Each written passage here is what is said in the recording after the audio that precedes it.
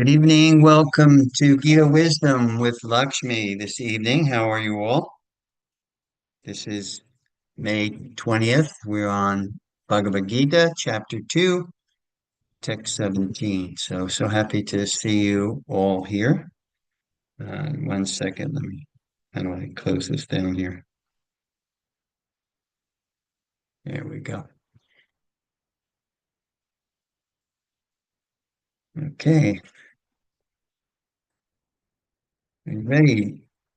Chapter 2, text 17. We'll try to do a few verses today. Um, Very important chapter 2 is because if you notice, Krishna is giving Arjuna instruction. Arjuna asks Krishna for instruction. He admits to his bewilderment, and we discussed that. Uh, okay. He admits to his bewilderment and recognizes that he needs assistance in getting out of the bewildered condition. Pretty much like if you're in denial about an illness, then you're not going to seek help for it. And many of you, maybe in your parents' generation, they had that kind of attitude towards doctors. I know my father did. But when you come to grips with the reality that you need, medical care, medical assistance, then you go to a doctor and you ask that doctor for guidance. So this is what Arjuna did. Arjuna realized that he was, as a result of his seeing the army before him and all the people that he knew, he loved, and he had to do battle with, he became dejected.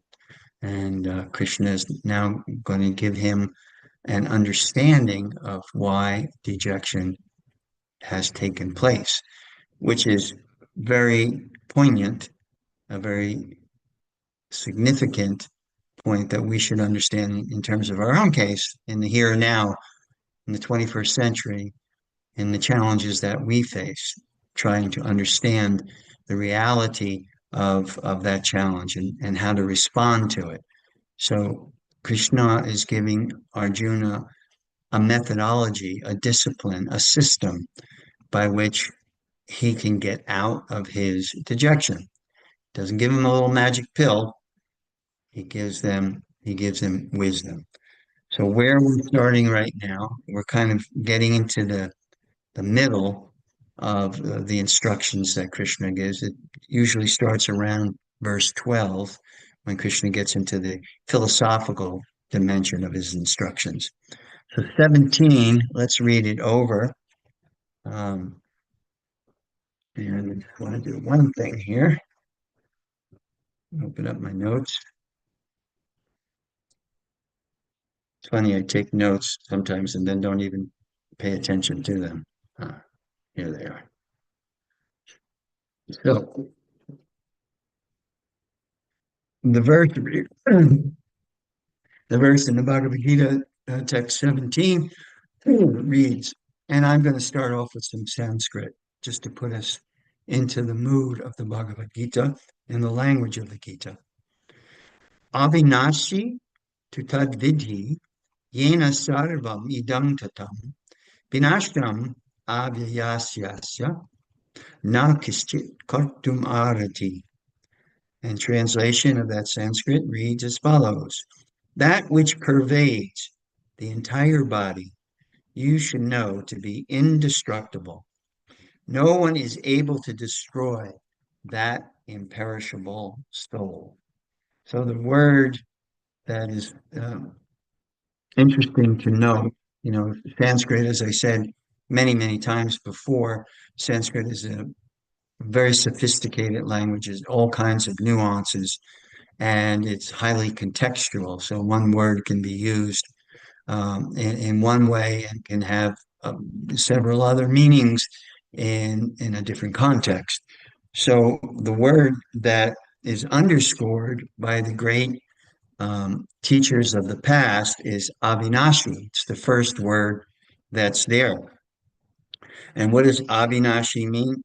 A in Sanskrit usually means not, and na vinashi is from the root word in Sanskrit. Sanskrit has something like 2,500 root words, and from them all the vocabulary comes.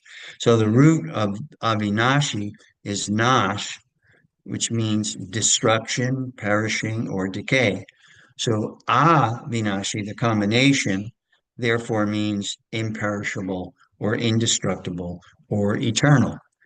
And that is the description in this verse that Krishna gives of the soul, the Atma, the Jiva, imperishable.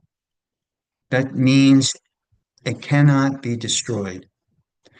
Krishna says also in the second chapter, he quotes he makes a nice statement. He says, Nainam chindanti shastrani, nainam dahati pavakaha, nachainam klevayat yapo. So this means that nothing can harm the soul. Fire cannot burn it, water cannot drown it, sharp weapons cannot cut it. In no way can the soul be affected. Krishna is making that distinction. He wants us to know, and he's making that distinction in this second chapter, which is called Sankhya Yoga, that there is a very distinct difference in the various dimensions that we function in. When I use the word dimensions, I mean there is the material dimension, the material body, which is comprised of the eight elements Krishna elaborates on in the seventh chapter of the Gita. When he says the material energy is comprised of eight different elements, and he lists five gross: earth, water, fire, air, ether, and then three subtle: mind, intelligence, and ego. The very distinct and clear point that Krishna makes is this is external energy, material energy, or energy that is without life. So, what does that establish? Because certainly my body is moving, my mind is thinking. So, certainly there is movement. So, where does that movement come from? Krishna tells us in the next verse in the seventh chapter. He said, above that energy is the jiva of the soul. And the soul is what has the energy of life, of motivation. So Krishna is saying here, he's defining the soul as avinashi, indestructible, imperishable. And the other word he uses is eternal, sat. Gives the qualitative analysis of the soul as being sat, chit, and ananda. So what does Sat Chit Ananda mean? Sat means eternal, Chit knowledge or cognizance, and Ananda bliss. That's the qualitative makeup of the soul. And when we look at it objectively, we could see that the body is not eternal. Who could say that their body is eternal? Who can say that their mind is full of knowledge, full blown cognizance? And who can also say that we are blissful at all times? We are constitutionally blissful, but we do not experience that constitutional quality. We also have depression and we also have sadness, and there are so many emotions that are there which are contrary to ananda or bliss or divine happiness.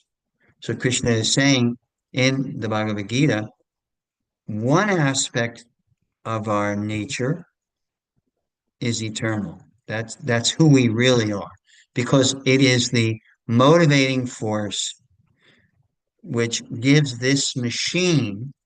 He uses that word. I believe it's in the, I forget what chapter. I think it's the 18th chapter. He calls it Yantra Rudhani Mayaya. Yantra means a machine, Maya, made of material energy. So imagine we have a car, right? A car, which is our vehicle. And what does our car do?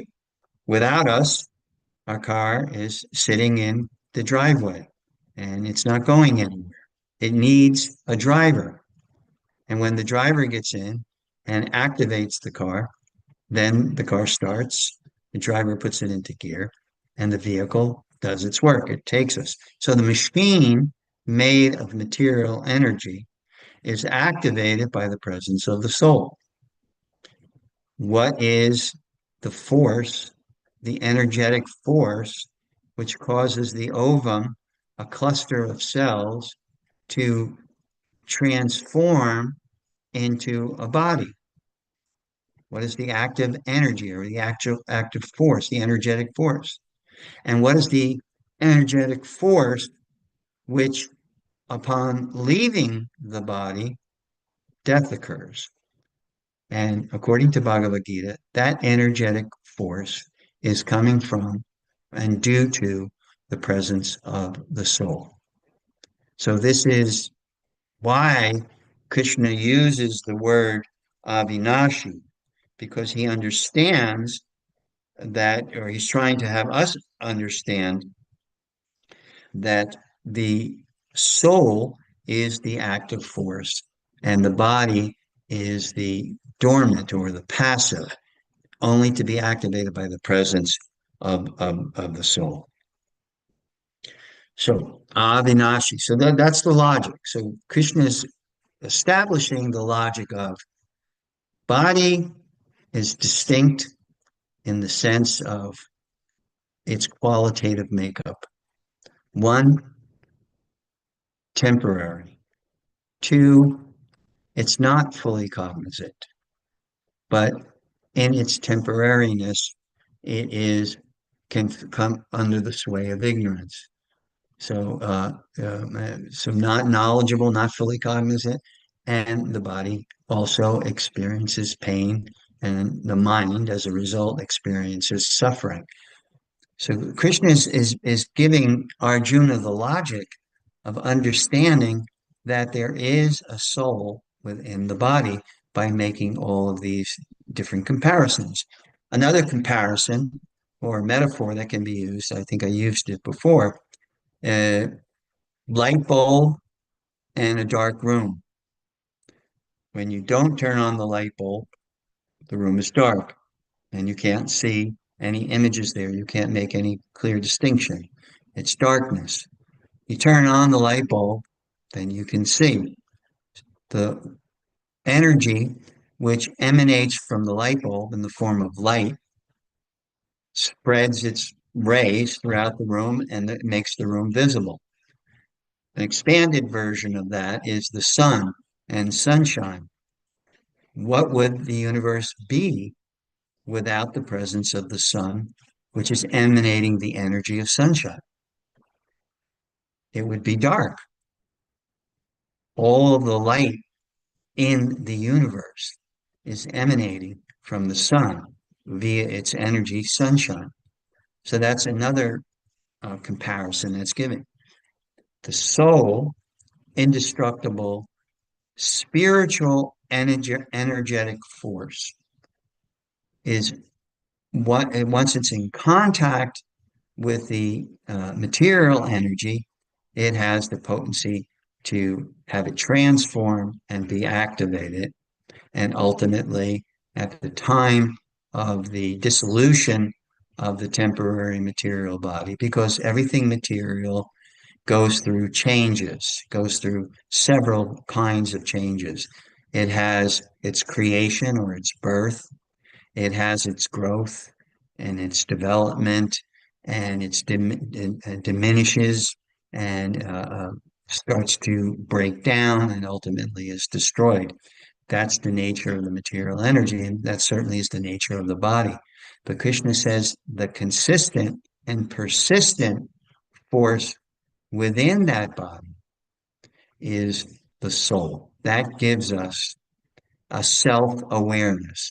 It's not the body that gives us a self-awareness, awareness of a self and individuality, a personality. It's not the body that gives us that. It's not the mind that gives us that. It's not the intelligence that gives us that. It's the soul, the presence of the soul. Because each and every living entity, any living entity that shows life, it is due to the presence of the soul. And the soul, like the sun, sits in a certain position in the body, in the heart. It's described in many different sacred texts, the Upanishads, Mundaka Upanishad, and other sacred texts, that the soul is very, very tiny. 1/10,000, the tip of the hair is one description that is given. And but it is a powerful force. It's not that it's so tiny that it's just a glimmer. It's a powerful force that emanates and activates an entire body. Your body can be 8 feet tall, 7 feet tall, or on the average, for a man, 5'9", on the average for a woman, 5'4", 5'5". That's a lot of space that can be totally activated and have feeling. Every part of your body, the tip of your toe, did you ever stub your toe? The top of your head, did you ever bump your head? So you get feeling, you have feeling in all parts of your body. And that is because the soul is present there. Now, we don't understand that for a number of reasons, which I'll get into. But the point that Krishna is making to Arjuna is you have to know or understand that there is a distinction between matter and spirit. If you are only cognizant of matter, in other words, if you think that the all in all of you is your body and your mind, then that is considered illusion, to you to be in illusion, you to be in a situation where you're not recognizing that distinction. Two words that Patanjali uses in the Yoga Sutras, Prakriti and Purush. Purush indicates the life force, both on a minute level, a finite level, and also Purush is also in reference to the infinite level, God.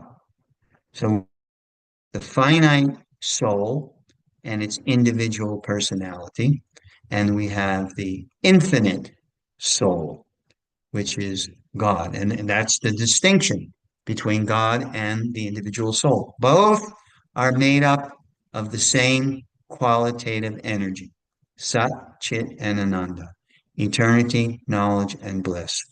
Both the soul and the supreme soul are comprised of the same eternal energy, but one is described as being finite. In that finiteness, there is the inbuilt ability to forget. Once that finite eternal soul comes in contact with and under the influence of the material energy, because it's finite and because it can be covered by the material energy and it can be influenced by the constitution of the material energy. What do I mean by the constitution of the material energy? The constitution of the material energy is threefold. It's sattva-gun, rajagun, and tamagun, which means literally translated or loosely translated rather is goodness, passion, and ignorance. So that energy has an influence. And when then the finite soul is under the sway of that influence, the material energy, forgetfulness can be there because of the covering, because of the connection, because of the conditioning that is caused by that material energy. And that conditioning leads us into development of a particular perspective. And that perspective is without understanding the various dimensions of our existence. We don't, like a person will say, well, why can't I know or understand that I'm the soul? I just don't get it. And it's because we are under the influence, we've been conditioned by the energy, the material energy that's around us. And that conditioning manifests itself in a particular perspective. It's like if I were to give you glasses that were tinged yellow, and I told you to put the glasses on, what would you see when you looked out of those glasses? You'd see everything with a yellow tinge. I took the yellow glasses from you. I gave you red tinged glasses. You put them on, you look through it, and you see everything in a red tinged. Take those glasses from you, put on dark blue glasses. You put them on, you see everything tinged with dark blue. When the material energy and its influential force called the gunas affects and conditions or contaminates our perspective, doesn't contaminate the soul. The soul is never touched by the material energy. It's as if it was in a bubble.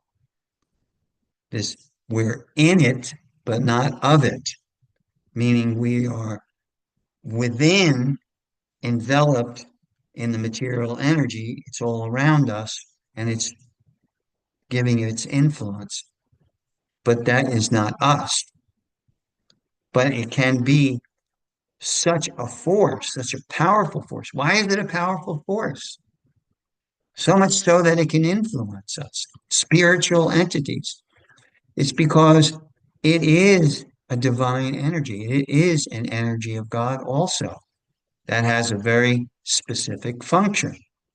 What is the function of the material energy? Function of the material energy is to confine us. In other words, the soul is confined within the material energy, much the same as a person would be confined into a prison if it breaks the law. If you are, you go and you rob a bank, you broke a law, you get caught, you will be confined, you will be sentenced to prison. What is the purpose of a prison? It's to rehabilitate you, to demonstrate that by performing these actions, which are against the laws of society, there is punishment.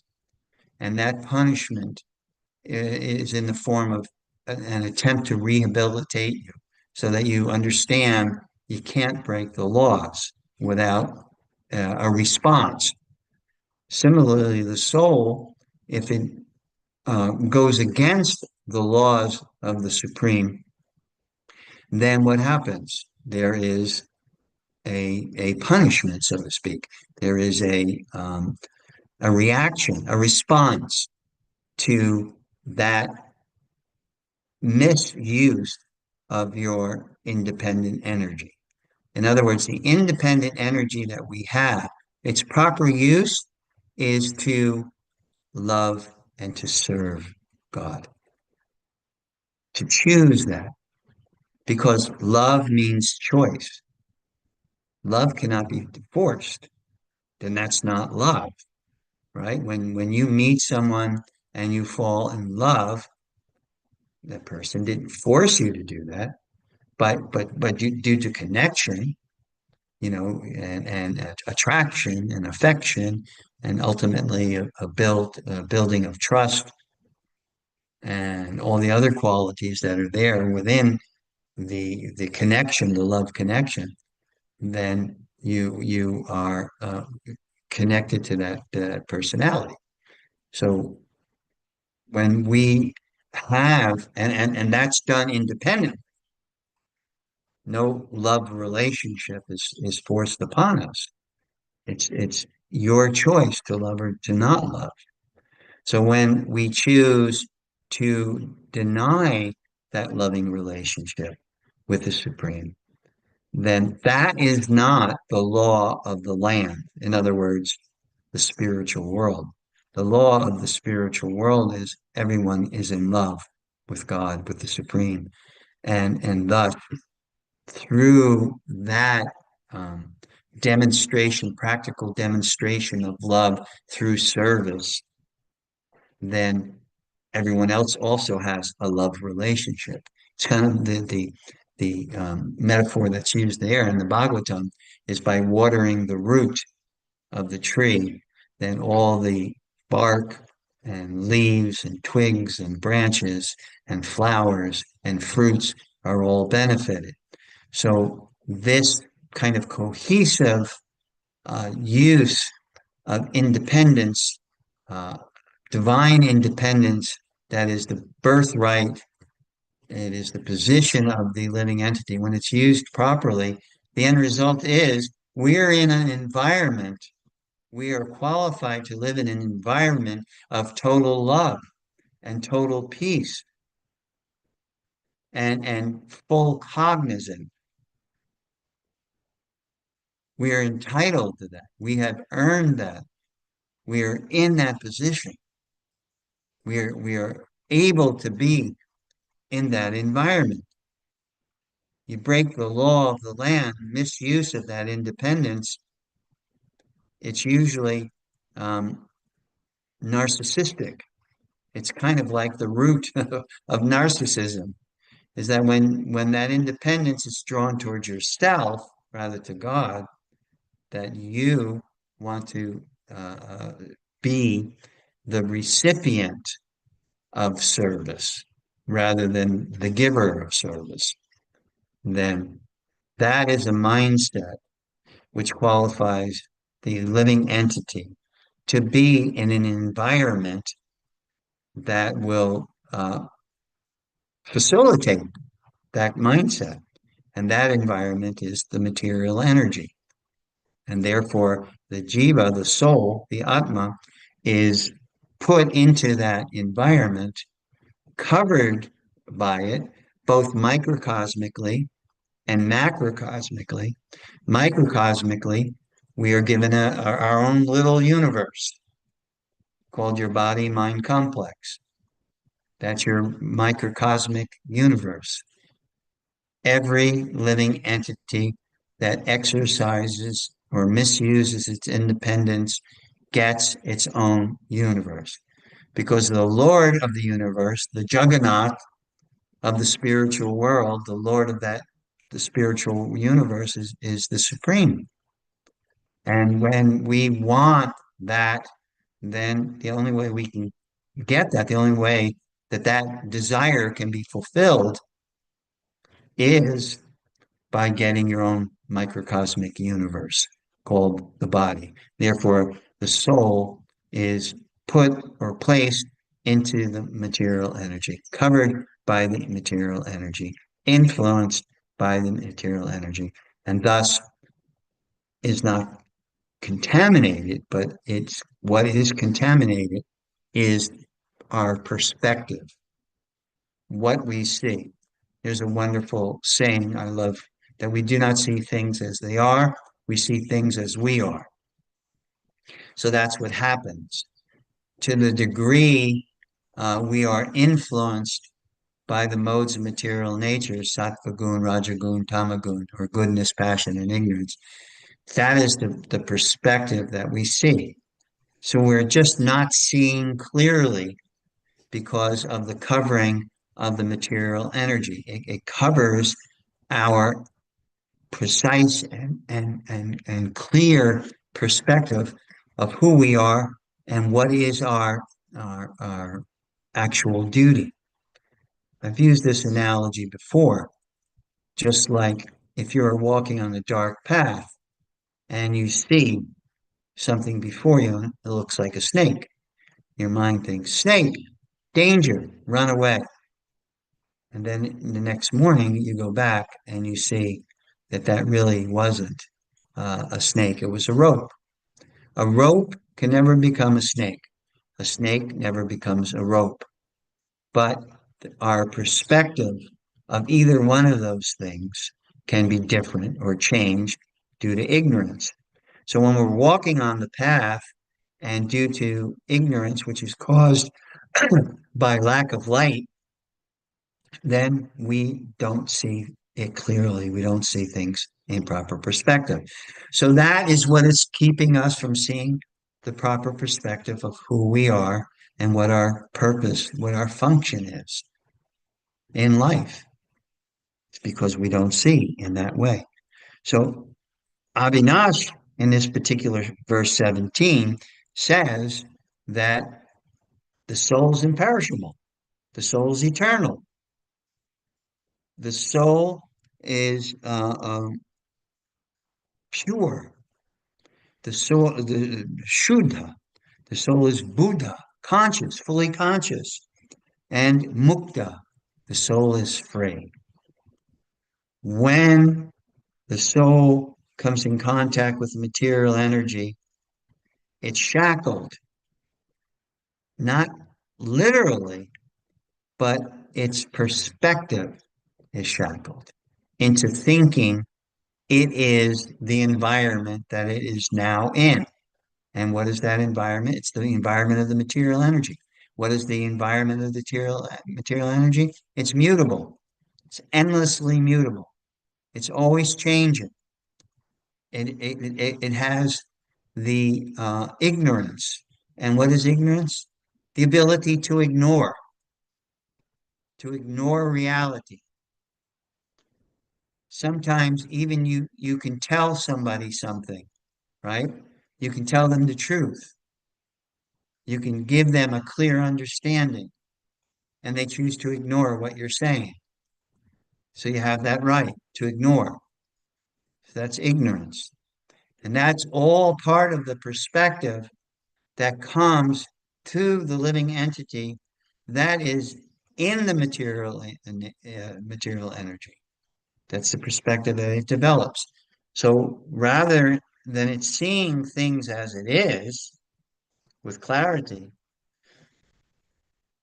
eternality, we see the temporary. We see what's in front of us, what's tangibly in front of us. You can't see the soul because the soul is finite, it's tiny. But you can see the material elements, your yantra, your machine, you can see that. So in ignorance, we see that, then we think that's what we are. That is what I am. Rather than aham brahmasmi. Aham brahmasmi means I am eternal. I am the eternal energy, Brahman. Tattvamasmi. That this is what I am, eternal.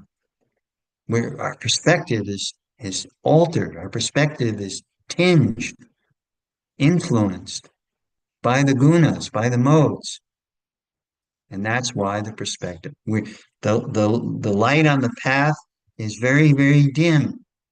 So our path, our journey through this world, this material world, our understanding is dimmed by the influence of the material energy. And that's why the soul, under that influence, is influenced. The soul, which breaks free from that influence and sees things in clarity with the proper perspective, can recognize all of its different dimensions, its dimension of body, its sensory dimension, its mental dimension, its intellectual dimension, its egoistic dimension, can see all of those dimensions, but also sees the spiritual dimension. And with that vision, can see that the four previous ones, the physical, the mental, the intellectual, the egoistic, those are all temporary by nature. So I'm living in it, but I'm not of it. I'm in this apartment, this machine made of material energy, but I have a lease. And when the lease is up, I'm out. When our time is up, we're out. We're kicked out by the force of time. It's described in the Vedic literatures that we come equipped karmically with a certain amount of breaths. Each one of us karmically has, we are endowed with a certain amount of breaths. When we use those breaths up, then it's over. Party's over. And that body is no longer able to facilitate the soul, the presence of the soul. So what happens? The soul goes on, moves out. Bhagavad Gita says it's like a change of garb, a change of garment. You shed the garment, you get out of the leased apartment, and then you have to go somewhere else. So when I'm sure you've leased an apartment or owned a house, time came, your lease is up, you go and you go get another apartment. Now, based on your economic situation, let's just say you have an apartment, you're paying down here in Boca just to have a very simple two-bedroom apartment, you're paying $2,500 to $3,000 a month. So economically, that's what you can afford. If your fortunes change, at the time your lease ends, let's say your lease ends and now you're earning so much more money. So then you can now, the next facility that you get, the next apartment that you get, you can upgrade. And similarly, how we use our body, our mind, our intellect, and the ego, how we use that, in what regard will and what actions are we performing, what karma are we accruing, will indicate what we are qualified at the time that we are getting out of the apartment, our body. It determines, just like your financial situation at the end of your lease will determine where you're going. If you have bad luck, bad fortune, you lose your job, etc., then you have to go even to a worse apartment, an apartment or you have to, go on Section 8, or, get help in order to have a place to live. So you're debilitated in terms of your choice of where you can move to. Similarly, according to karma and what we are qualified to go to in our next life, that is determined by our action. So if we're actually intelligent enough to recognize the methodology of yoga as being, as Arjuna recognized, as being a panacea, a cure for suffering, dejection, depression, all the things that we do not want to experience, fear of death, right? You have the kleshas. The kleshas are causes of suffering, right? Yeah, you have the various kleshas. Who remembers what the five kleshas are? I know I have it here somewhere. Uh, ah, mm, Yes. don't have it here. Mm. But anyway, they're the cause of our suffering, and it's due to how we are acting. We're responsible. Being here in this world is to help us to become responsible for our actions. For our actions cause our future. Our actions are the um, force of our future residence. And what does that mean? That if we perform bad actions and cultivate a mindset, a corrupted mindset, a sinful mindset, whatever, and that will cause a certain kind of mentality. And at the time of death, you've heard before that people will say that your what you at the time of death, your life passes before you like a movie. So imagine those things those situations in your life that have had profound influence on you. Um, let's say you really get into drinking and you drink every day. That's going to have a profound influence on your memory, what you actually memorize or remember, and how you're remembering it. Even the simplest of situations will be influenced by that. At the time of death, that which you are doing most, that path that you are walking, that is the path that is deeply, deeply ingrained. And those memories will be the memories that come to the forefront at the time of death and actually propel the soul. It's the mental energy of remembrance which propels the soul to its next generation. So that's what yoga is meant to do. Control the mind, give the mind the sanskars, the impressions of sattvic impressions, and even higher than that. In the Bhagavad Gita, it talks about bhakti yoga, the yoga of love and devotion. So cultivating impressions in relationship with God, with love and service to God, so that at that time, and I've seen devotees, practitioners of bhakti yoga, um, who were very deeply absorbed in their sadhana, their remembrance, their daily practice of remembrance of their relationship with the Supreme. At the time of death, I've actually seen friends of mine in that meditation, and no fear, no anxiety,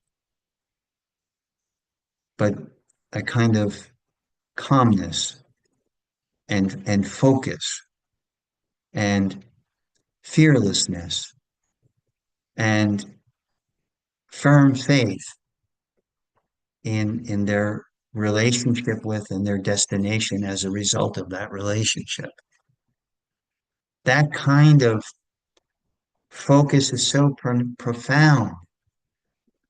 So when the soul is out of the body, it goes into that state of existence, that spiritual state of existence in loving relationship with God. And we've seen practical experience, even a person who is alive and in that state of mind, we've seen how profound their thought is, how peaceful their mind is, how loving and compassionate and kind and merciful their attitude is. All of this is because they're experiencing that state while in the body. So it can be achieved, it can be accomplished if the proper methodology or system or discipline is added to our life. Spiritual life does not mean just renunciation. Spiritual life means we add to our life. The analogy is used as you may have so many material qualities. You may be a talented artist, talented musician, extremely intelligent. You may have so many different qualities, but they're likened up to zero because if at the time of death, what happens? No matter how many of the material qualities you have accrued during the course of your life, they don't add up to anything at the end of life. But if you put a one before those zeros, it gives it value. So 1 0 becomes 10, 2 zeros become 100, 3 zeros become 1,000, etc., etc. So what is that one that gives value to everything that we do, whether we're in this temporary situation or whether we go onto the total environment of the supreme, of the spiritual divine environment, it's God and our connection with the supreme that gives us. So this perspective is the kind of perspective that we need to develop. We should understand just because we can't see God, that doesn't mean he doesn't exist, or you can't see the soul. That doesn't mean it's not a reality. In the Upanishads, it describes there are 8 instances of things that exist but can't be perceived. For instance, if something is excessive in distance, because it's far away, so far away you can't see it, does that negate its existence? No, your perspective is limited. So you may not be able to see it because of excessive distance, but it still exists. Or um, extreme nearness, right? We look, we have our eyebrows and our eyelids, we don't see them. The only way we can see them is with a mirror, but we can't look and see them. So excessive nearness may prevent us from seeing something, but it doesn't negate that something. Defects of organs, for instance, if we're blind, so our eyes cannot see, does that negate the world because we can't see it? No. So even if our eyes or our ears can't hear, it doesn't negate the form or the sound. It's just, I mean, because of that circumstance, uh, it can't be perceived. It doesn't negate it. Um, Inattention, and I'm guilty of this. Sometimes you walk into a room or walk into a certain situation. I remember seeing a video, and it says, watch the video. And then it says, when did the gorilla enter? And there's a bunch of people dancing. And when did the gorilla enter the room? And then you thought, there was no gorilla there. I didn't see any gorilla. And then, further on, it slows down the video and it shows that the gorilla kind of dancing and dancing out. We if we're inattentive, and there's a lot of things like that out there on Facebook, and a lot of things that show us that when we're inattentive, we miss things. It doesn't negate their existence because of our inattentiveness. It just means we have not focused. Forgetfulness, oftentimes, oh, I forgot, means that we have a memory that's selective. If we want to see something, if we want to remember something, we do. But if we really don't have any care or interest, we may select not to remember it. So inattentiveness, minuteness, is because we can't see molecular structure or subatomic particles. Does that mean they don't exist?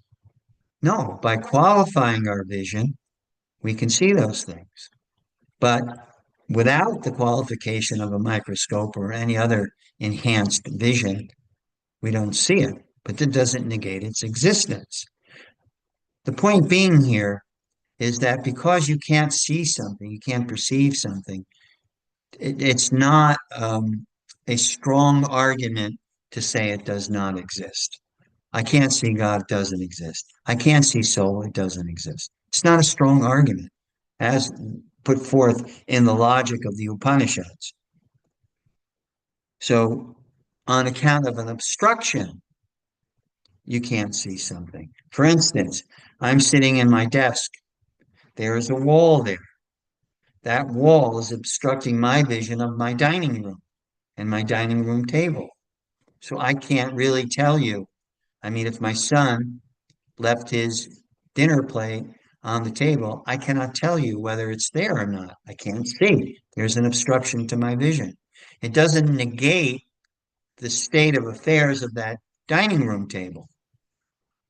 I can't see it, I can't perceive it because of obstruction. Suppression. You don't see the stars in the sky. Why? Because of the brightness of the sun. So the brightness of the sun actually suppresses our vision of the stars. Does that mean the stars aren't there? No, it just means due to the circumstance, the presence of the bright light of the dominating star at the time, we don't see the stars twinkling in the sky. When the sun's light is not there, we can see. So we can't say during daytime there are no stars. It's just that we can't see it, we can't perceive it because of the circumstance. And last one is intermixture with something else. For instance, you take a bean and you put it in a 100-pound bag of beans. You may not be able to see that bean. That bean will, due to its intermixture with similar objects, you can lose total sight of it. You can't see it. So these are 8 reasons or circumstances given by the Upanishads, which kind of refute the fact because you can't see something, it doesn't exist. So Krishna is telling Arjuna how you can see. So how much time we have? So let's read. I've given kind of like a summary of the upcoming verses. So let's read what Krishna is saying, which is supporting all the things that we talked about, and maybe we'll come up with some other logic. So 17 we read, 18 reads, the material body of this indestructible, immeasurable, and eternal living entity is sure to come to an end. So Krishna says, therefore fight, descendant of Bharata. You can't stop someone from dying, especially if that's his karma, his or her karma, if that's their destiny. 19 reads, neither he who thinks the living entity the slayer, nor he who thinks it slain is in knowledge. For the self slays not, nor is slain. The self, the Atma, the Jiva, the soul is not slain. It can't be. Nainam chindanti shastrani, nainam dahati pavakaha. It can't be moistened by water, withered by the wind, burned by fire, cut by weapons. It is of it, it is in it, in the material energy, but not of it. It always maintains its eternal existence and its eternality and the other qualities which make it unique in the ever-present bliss and cognizance. 20. For the soul, there is neither birth nor death at any time. He has not come into being, does not come into being, and will not come into being. The soul is unborn, eternal, ever-existing, and primeval. He is not slain when the body is slain. In text 21, O Partha, another name for Arjuna, which indicates his nobility. He's from Queen Kunti and that whole noble line. So, oh, noble one, he's really saying, why are you thinking like this? Why are you misunderstanding the situation? Oh, Partha, how can a person who knows that the soul is indestructible, eternal, unborn, immutable, kill anyone or cause anyone to kill? 22, and this is a verse I quoted earlier. As a person puts on new garments, giving up old ones, the soul similarly accepts new material bodies, giving up the old and useless ones. That's what we talked about. Time of death means the shedding of your garment. You may have a white body, a brown body, a black body, a yellow body. Now, I like right now, I'm yellow, but tomorrow I may put on a white shirt. Or what is tomorrow? Tomorrow's Wednesday, so it's green day. Every day in our household has a color according to the planet.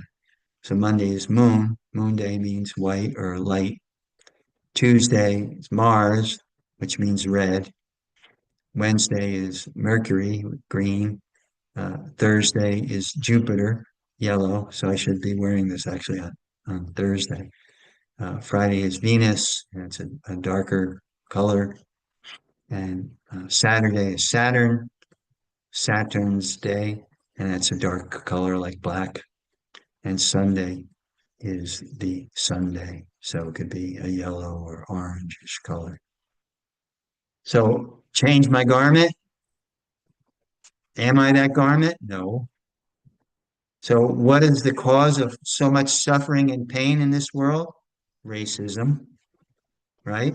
We can look at the world practically when we start getting to know the wisdom of the Gita, and this is what's important to us now in the here and now, we can start applying it without to the world around us and begin to see with a different perspective, with a perspective of clarity, with a perspective of accuracy. And what does accuracy mean? It means that you're not the body, you're the soul. And I understand that. And I relate to that.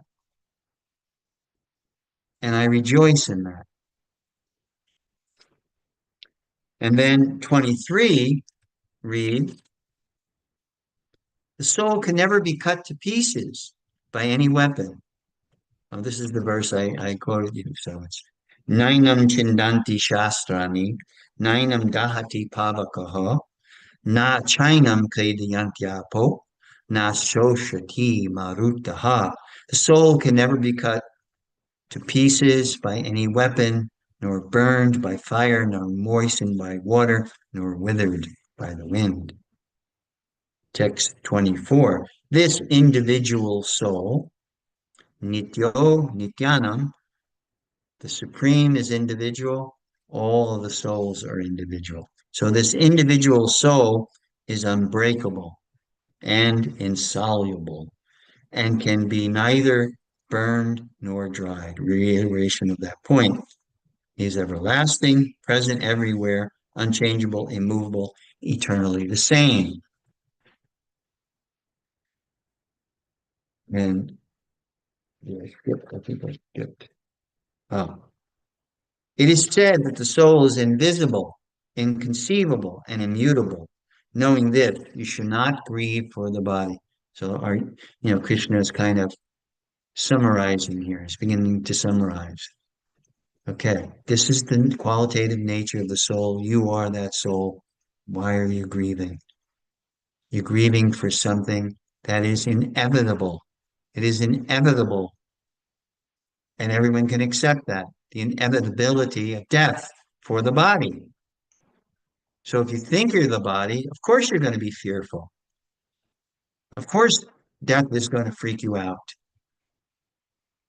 But if you, upon meditation of the eternality of our nature and begin to experience it, we can actually experience. Bhakti yoga is an experiential yoga, and it can cause the experience of your eternality. And how is that witnessed? By no fear. You don't fear death. You understand it's an inevitability. You may have your attachments, et cetera, but when you lose something, you have to come to grips. I was just I take my son to jujitsu every night, and one of the fathers there of the kids that go also, he and I have become good friends, and he was really, really attached to his dog, Aki, and Aki died, and he was really, really broken up by it, and he came to me, And he was crying. He said, I really don't know what I'm going to do without my dog. I said, your dog is still alive. Your dog hasn't, your dog's body, unfortunately, it reached its shelf life, but your dog is going on to its next birth. I said, because it's an animal, it has a whole hierarchical progression, but don't worry for your dog. But he could not accept that. He could not. So he had to go through weeks of lamenting, and finally he came back to me. He said, "Oh, okay, kind of getting over it." And I just said, "It's an inevitability. It's going to happen to you. It's going to happen to me. It's going to happen to your wife. It's going to happen to your kids. Everyone around us. Since time immemorial, historically, my great great grandparents aren't here. My grandparents aren't here. Inevitably, it's going to happen."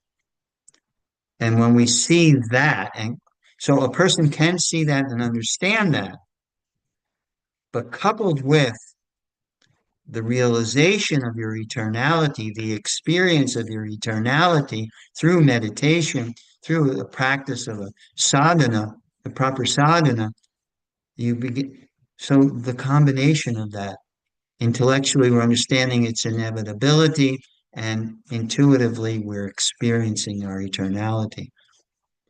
It does away with one of the biggest fears of all time, fear of death.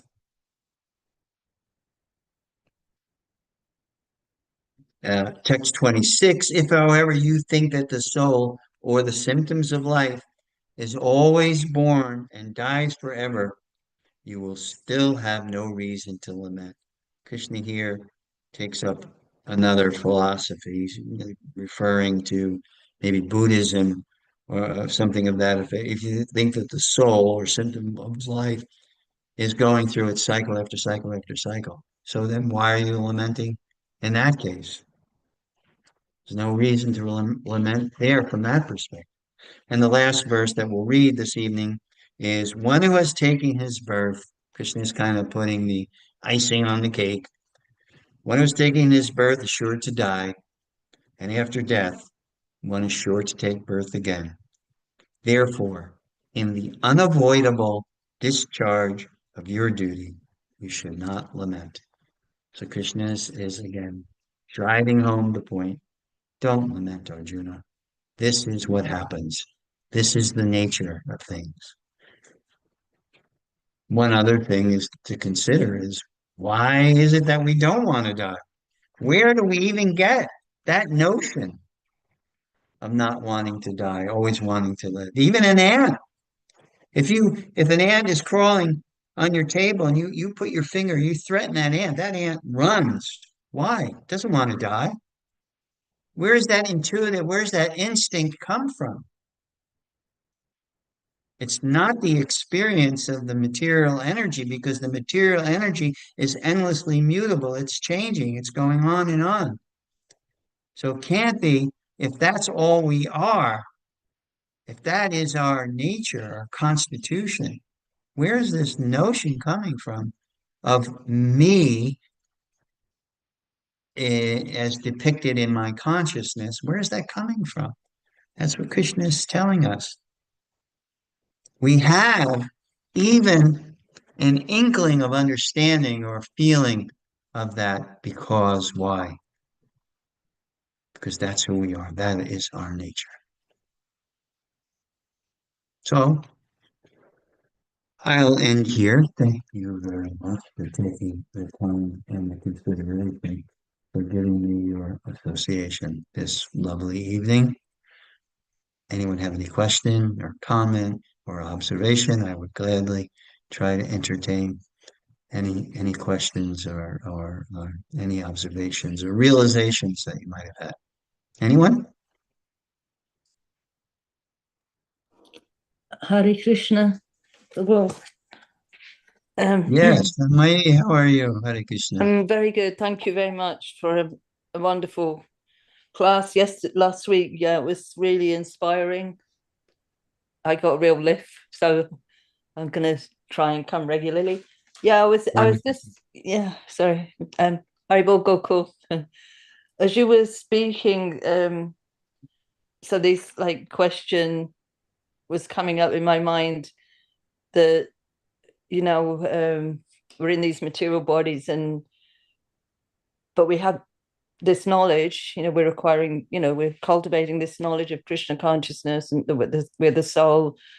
Um, so how we balance that, you know, like when we go deeper into this knowledge, and we first it's theoretical, but then we start to realize it little by little, like but then we had these material situations, and it's sort of trying to balance it. I wrote down the question, but as I was listening to you, and as I wrote it down, like the answer started coming to me. So Good. yeah, Share the answer. well, just some thoughts. Yeah. So okay. So where was it? I started. So yeah. Okay. Here we are. So how do we harmonize, or synthesize, or balance our two sides, the material and the spiritual? Like when we know these facts, at least theoretically, how not to be fanatical, and at the same time be, yeah, not to be fanatical, and to be honest about our level of spiritual realization. Um, like not doing the spiritual bypassing thing, you know, trying to escape from our other parts of our nature. At the same time, yeah, being honest and truthful of our inner need, our spiritual calling.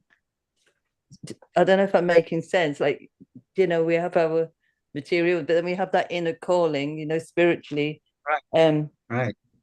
yeah, and I think this is the thing that we all experience, you know, as devotees.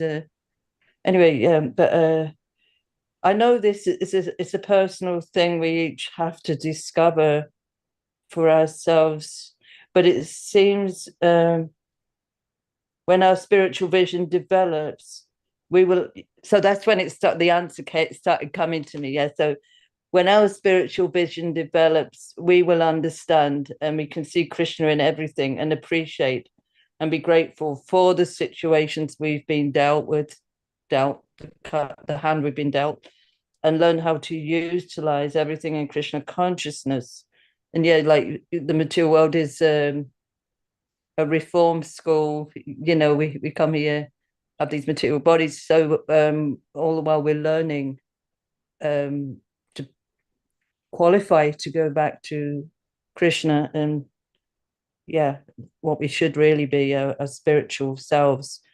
Um, so yeah, we're learning in the material world, and we're Right. seeing the material world for what it is. But You used yeah, a couple of words there, which are key words. One I immediately related to was balance. yes. You know, like in Ayurveda, how do you maintain good health? What does the Ayurvedic doctor help you to do? Is help you to get into balance by helping you to understand what is your balance. Your balance is different than my balance. You know, your constitution may be different than my constitution, and the little disruptions in our constitution is adding yet more flavor to our uniqueness. So the Ayurvedic doctor helps us to see what is our balance and to live according to that balance. And that's what Krishna is doing here with Arjuna. Arjuna is getting out of balance. His balance is his dharma, his duty, his responsibility, and that's to serve humanity in the capacity of protector. So he goes out of balance by denying that's what he is to do. That is how he's to act. And another part of keeping it in balance is to see what we're doing as our service to God, Mm, practically, you know. mm, And the second word I latched onto, the first one was balance. The second word is honesty. It takes an honest review of who we are and what we are, and what is our nature, and embracing our nature. So if we can honestly mm, pursue a path, a methodology, the system that will reveal to us with the guidance. Now, did Arjuna come to realization that he was out of balance by himself? No. One of the key components of the early teachings in the Bhagavad Gita is you may need help to see what that balance is. Certainly, Arjuna realized that he was out of balance. And the result of that was his experience of dejection and the realization that he himself can't get out of it. Therefore, he turned to Krishna as his mentor, as his Ayurvedic physician, to prescribe to him the methodology or the system or the protocol to follow that will put him back into balance. So those are a couple of takeaways I got from, what you just said there. And that is what will help us to see clearly, how we can bring our whole life into a synchronized, harmonized balance that will allow us to see things as they are rather than see things as we're conditioned to see things. So, Shamini, thank you very Thank much for you. bringing up that thought-provoking idea. Thank you. Thank you. Anyone else? Anyone else would like to say something? Question or comment? You're welcome to speak now. If not, um, thank you for joining me this evening. I appreciate your company. I appreciate your association. And remember again and spread the word, same time next week, same station. Um, Anuradha, thank I, you. Thank you for attending. Thank you so much, Very interesting. Shamini. What's that? Krishna. Hey, Shri Hari, thank you. Hey, Joanna. Now, how did you take all that from the counselor perspective? Oh my God. Need your voice. Joanna can't hear you. Your voice. That's because my audio was off. Um, Oh, okay. I'm very appreciative and I process things slowly. Hmm. But I'm grateful. And it's Right. not something I'm exposed to in my daily life. So taking the Right. time to do this and listen is a wonderful experience. The thing that you'll come away with, it's a learning process, but you'll see how much of it you are actually exposed to. Once you're aware of something, and then you say, "Hey, th- th- I think I heard that somewhere." It happens, those aha moments Right, I was that gonna you say that. have. Mm. As an individual, you're a unique individual and you have your unique situation. You have your own unique realizations about life and your interaction with other people's lives, etc. So the more you hear, that's the beauty of the Bhagavad Gita. The more we hear, it's actually having a purificatory effect on our intelligence. And our intelligence is what helps us to discern between, things. So part of the discernment process is seeing when when you're living on your physical sensory dimension. Oh, I'm really hungry. I'm starving. Where is your consciousness then? Right? It's in that realm. It's in that physical realm. Or when you're thinking deeply about something. Where's your consciousness? You may be thinking about something so deeply, you ignore hunger, right? Because consciousness is not focused in that dimension when you're in your mind. I know sometimes I'm so in my mind, I'm thinking deeply about something that I come to realize, wow, I haven't, eaten or drunk anything in a while.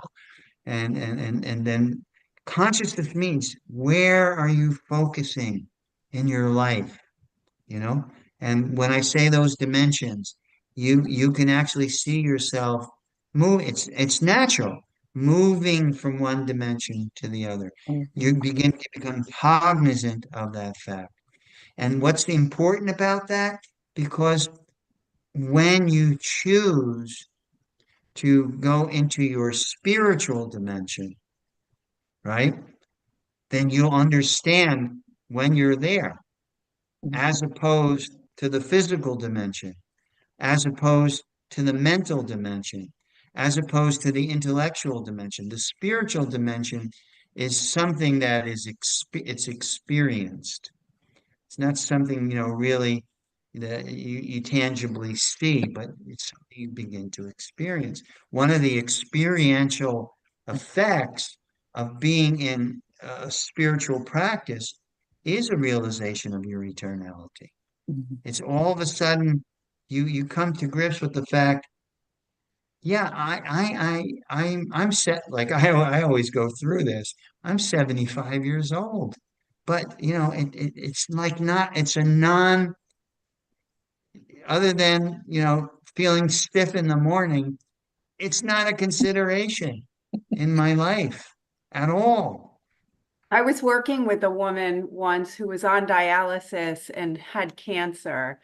And I remember, so you were on dialysis for 4.5 hours, 3 times a week, sitting with her. And she was like, I don't know how old she was, but maybe in her 80s.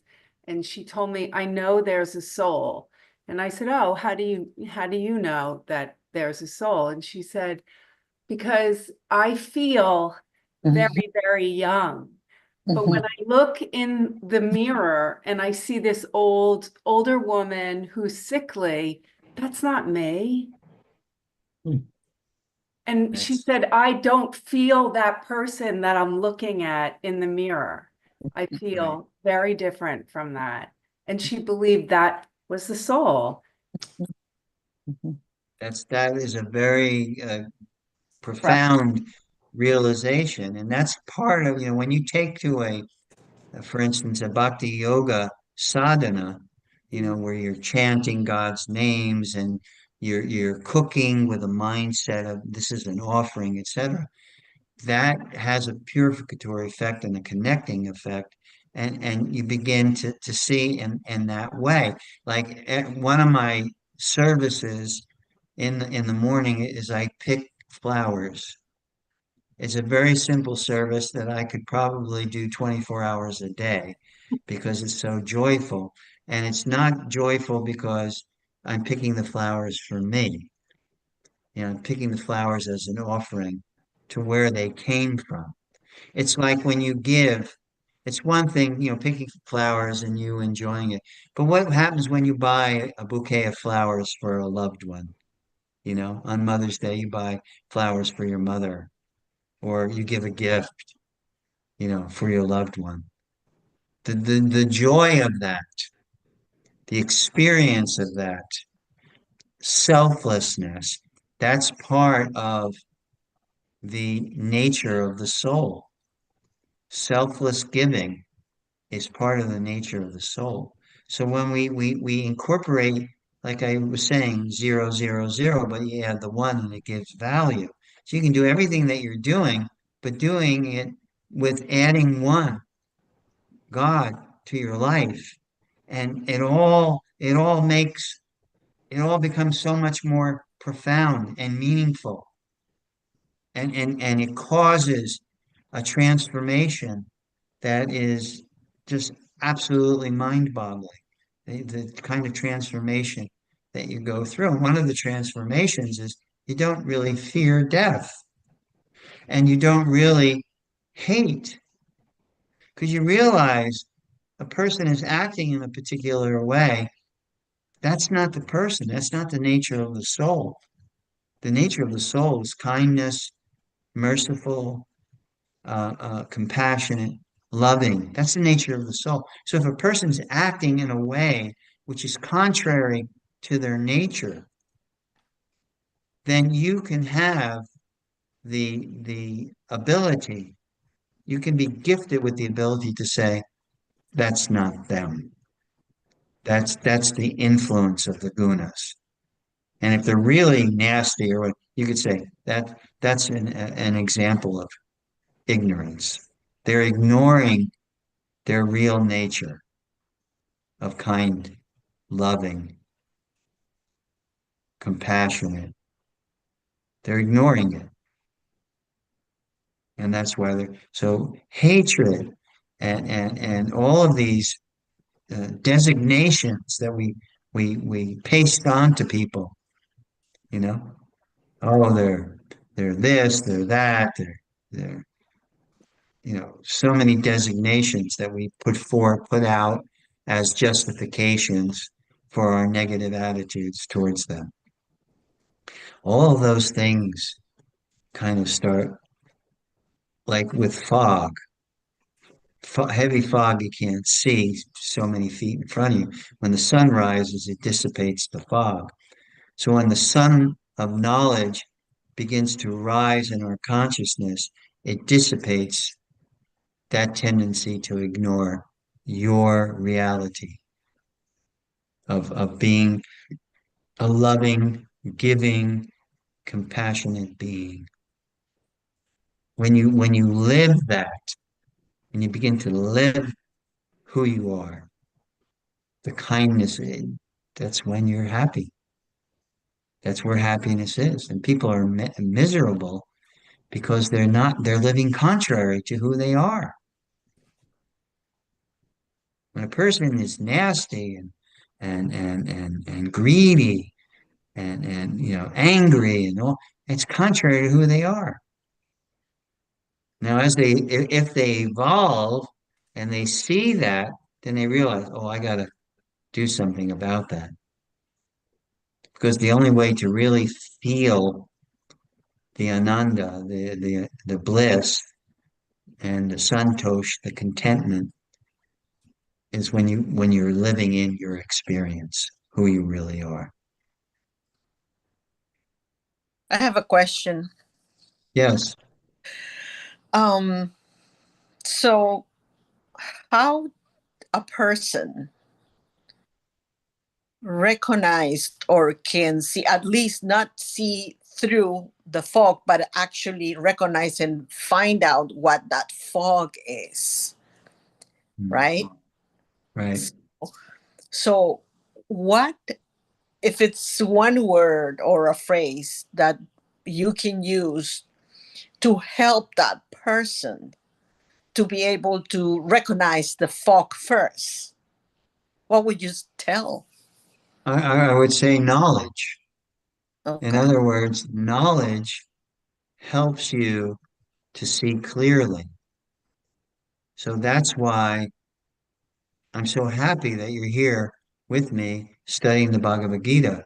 It's the kind of wisdom that burns through the fog of ignorance Okay. and helps us to develop clarity of perspective that we need to develop. So if I was to say one word, I would say knowledge, and not just any knowledge, not just go out and get another degree. Okay, you're an architect, Anuradha. You need to get a MBA or something, and then you'll become happy. No, knowledge of nature, Sure. that Yeah. nature, and also that knowledge gives you an awareness Mm-hmm. when you are acting like that, how Mm-hmm. you're actually feeling. You're feeling natural. Yeah. When you are a giving, loving, kind person, you're actually feeling natural. Mm-hmm. And that's what gives you the contentment. Yeah. When you act in a way that's not natural to you, that's when you get disturbed. But when you are acting in a harmonized way with who you really are, spiritually, then that is how you come to that position of santosh, contentment, why you feel content in every situation, whether it's negative or positive. because you are acting naturally, Mhm. organically. Okay? Yeah. Thank you so much. You. Again, we'll see you all. Same time, same station next week. Thank you so much again for being with me. You. Thank you, Lakshmi. Have a happy, healthy, and holy week. You Hare too. Krishna. Krishna. Krishna. Haribo. Haribo.